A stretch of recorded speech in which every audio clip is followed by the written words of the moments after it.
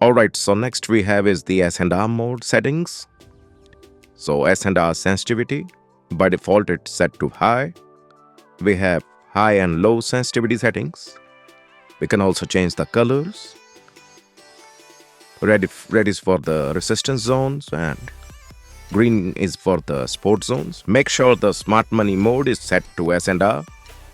That is the sport and resistance zones. So let's see how the S&R sensitivity set to high works on the chart. Click OK.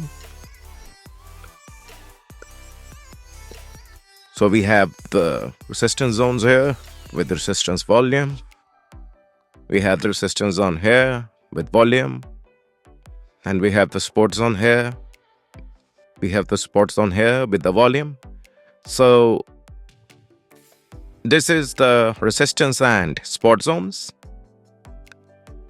Now let me change the sensitivity and let's see how the algo reacts. Now the S&R is set to low. Let's see how it affects the chart.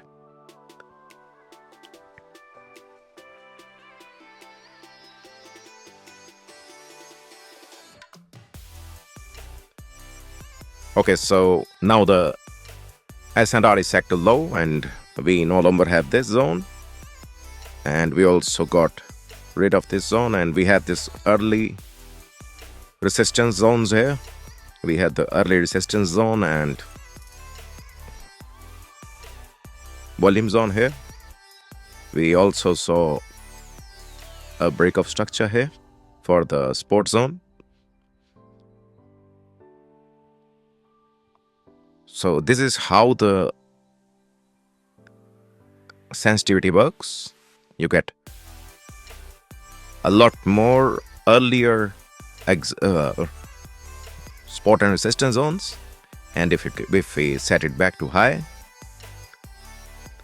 we will see we have the resistance again here moved up. We have the resistance here. This one was removed, and obviously the sport and resistance zones, they are aligned with the price sensitivity now, right? So by default it's set to high, but in the ranging market we can set to low for early detections. And next we're gonna turn on the strong trend lines.